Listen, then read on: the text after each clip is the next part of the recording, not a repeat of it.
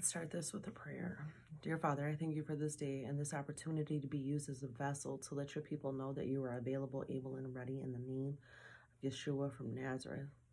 Let's cut this bread. And it's Psalm 73. And Psalm 73 goes from like verse 1 to like 28.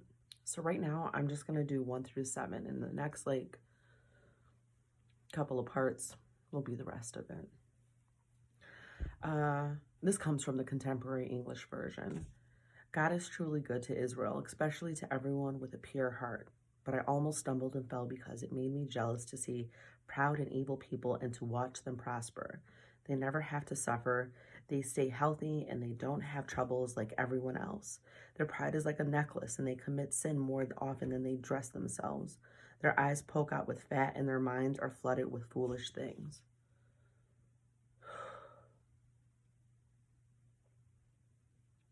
I get it.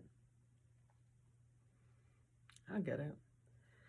See, I never thought myself to be better than anybody else. I came from the gutter, right? So I thought very, very lowly of me. Couldn't understand my value, my worth, that I was somebody. Because the whole life, everybody just stepping on you, or crossing you. Because that's how it works.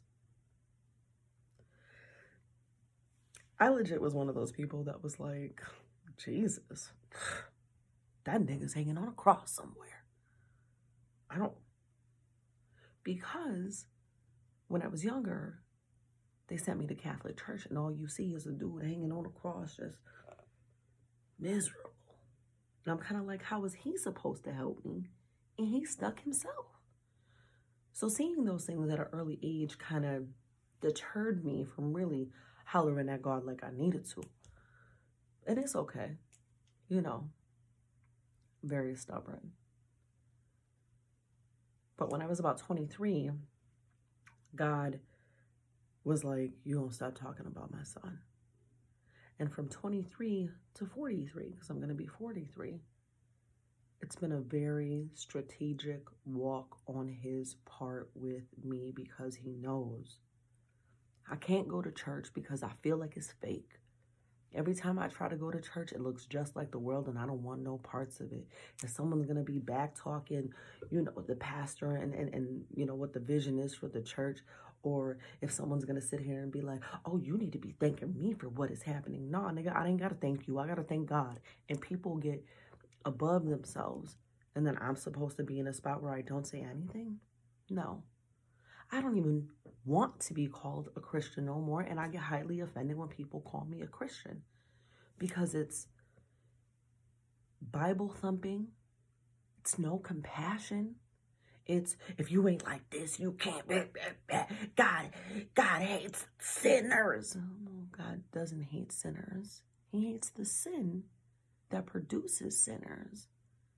But he doesn't hate the person. And this is where we get confused. Because you want to see things in a certain light.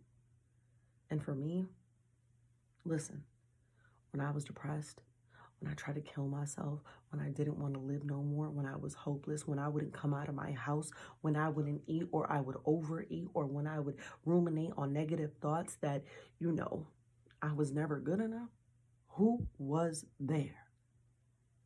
Nobody. Not a therapist. And let me tell you, after I had my accident, I couldn't take antidepressants because when they tried to give them to me, because it was a whole life-shattering incident, right? I wanted to kill myself. I could hear the voices in my head like, you should die. You should kill yourself. It's too much. Maybe I'm the only one. And that's the problem. Like, people do not have a pure heart before God. And you got to be like holier than thou. Get out of here. It's all about this relationship. It said God is truly good to Israel, especially to everyone with a good heart. And when he's talking about Israel, he's talking about my people. This covenant has been extended to us because of Yeshua, because of the one son that God has said, this me. Follow him. He's the only way. Now, if people don't want to follow, look, that's you. I ain't got time to sit here and bash nobody else But I will let you know like this. It's him all day, every day. And don't try to sway my mind, because if somebody can come and sway your mind, you really weren't solid to begin with. But that's a whole different story. But I almost stumbled and fell because it made me jealous to see proud and evil people and to watch them prosper. I literally had to get it from the mud my whole life.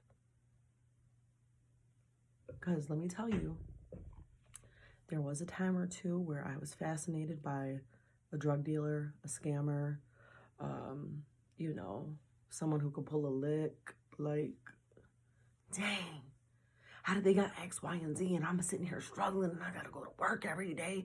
Man, how, why? Yeah. You know what? Oh, I'm the only one though, right?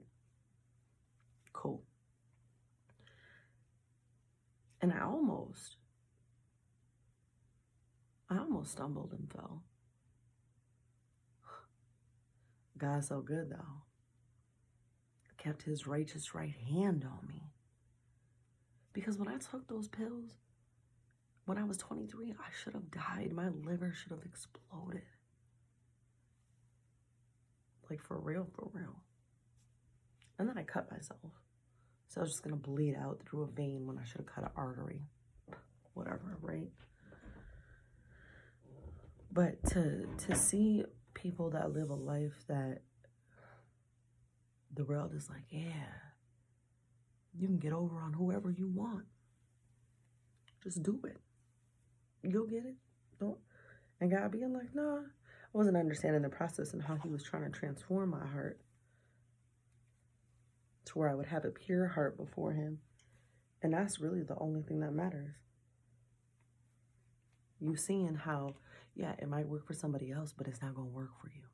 When God has his hand on you, he has a calling on your life. Like, no. For they never have to suffer, they stay healthy, and they don't have troubles like everyone else. True.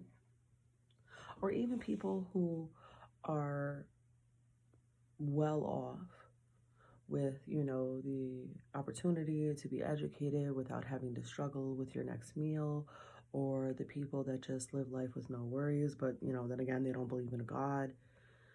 To see them and kind of be like, man, I can't even unbelieve God if I wanted to unbelieve God. I don't even know how that would work. But to be in that mindset where you're so broken and you're looking at everybody else like, man, how come it's working for them? How come they get blessed? That's bogus, and it's still, you know, I've done it. Then I stopped doing it and just did a lot of self-loathing. And then 6 says their pride is like a necklace and they commit sin more often than they dress themselves. Their pride is like a necklace. This ain't a necklace, you know what I'm saying? But I'm going to demonstrate. So you got this, right? This necklace. And you're rocking it for everyone to see. So their pride is like a necklace, and they commit sin more than they change their clothes. They rock the sin so faithfully, so like, man, boastful. Like, look at me, look at what I do. I don't care. I'm making a way. Whoa, whoa, whoa, whoa, whoa. It also at one point can kind of choke you out too. But people don't get that. Sin is missing the mark. I didn't know that I was missing the mark when I was doing it on my own.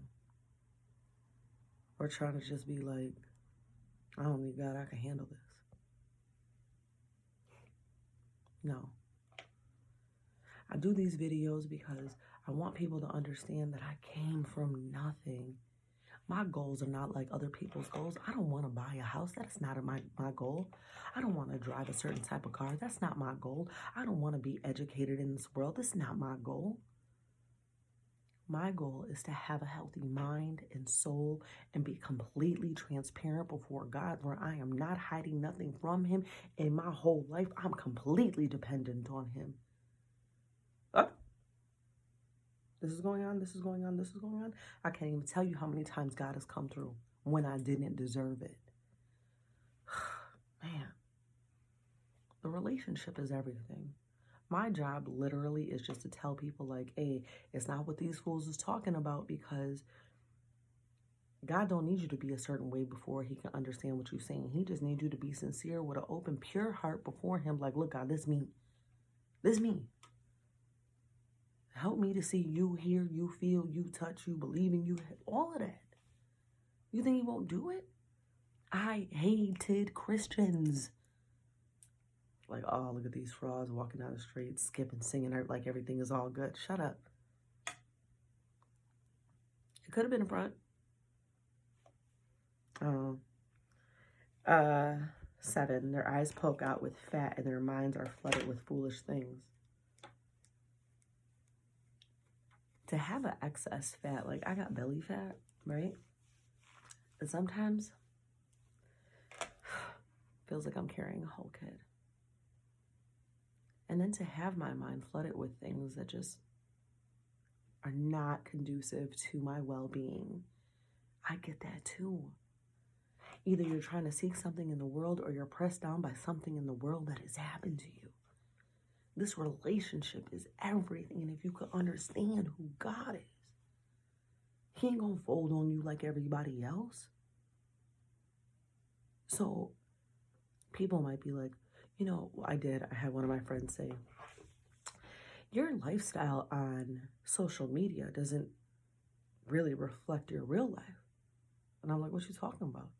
She's like, aren't you a Christian? I said, nope, I'm not. She's like, don't you believe in Jesus? I said, yeah. I said, but you know, that word Christian had a negative connotation to it. Like it was a curse when people were like, oh, look at those Christians. Because let me tell you, a lot of people that follow Jesus now, and he said it himself, there's going to be a lot of people that have known me their whole lives. And when they get to me, I'm going to be like, depart from me, you workers of iniquity. You never knew me. But Lord, I was doing this. I was proclaiming. Nah, you was doing you. Using me as a front. But to really have a relationship with me, to holler at me, to let me lead you and you follow. Not reluctantly or under compulsion, but cheerfully like, yes, I'm rocking with you. I rock with him every single day. And I don't care who don't like it or how you think I'm supposed to be with it. You don't like it, don't listen. We're on the cusp of a new world order. The United Nations has 17 sustainable goals that they're trying to push, and it's all happening at the same time. If you don't have God and you're more concerned with this world and your eyes are poked out with fat and your mind thinks about or it's flooded with foolish things and not the things that are really going to benefit you in the end, because when it happens, they making people standing, they're taking men and young boys and putting them on the battlefield, separating families, sending women and children. Look, send everybody to fight, to produce fear, produce, this point where we have to serve an antichrist. You're not ready. Your mind's not ready. Your heart's not ready. And God is trying to do everything possible to get his and be like, look, this is how we going. You ain't even got to trip about nothing, because Yeshua coming back. You're going to be raptured. It's going to be great. Don't even trip. But in the meantime, try to warn as many people as possible. God is so faithful in all that he does. Oh my gosh, he's so faithful. Literally. The love that it can change your whole life. Your whole perspective on everything. And I know, because being one of those little gutter birds that just fell out of the nest, or I was pushed out and dying in the gutter.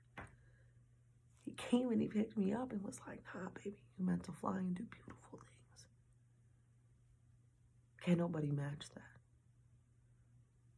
So if I go hard about him, it's because he saved my life.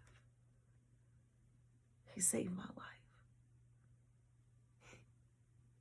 This ain't that. Just know that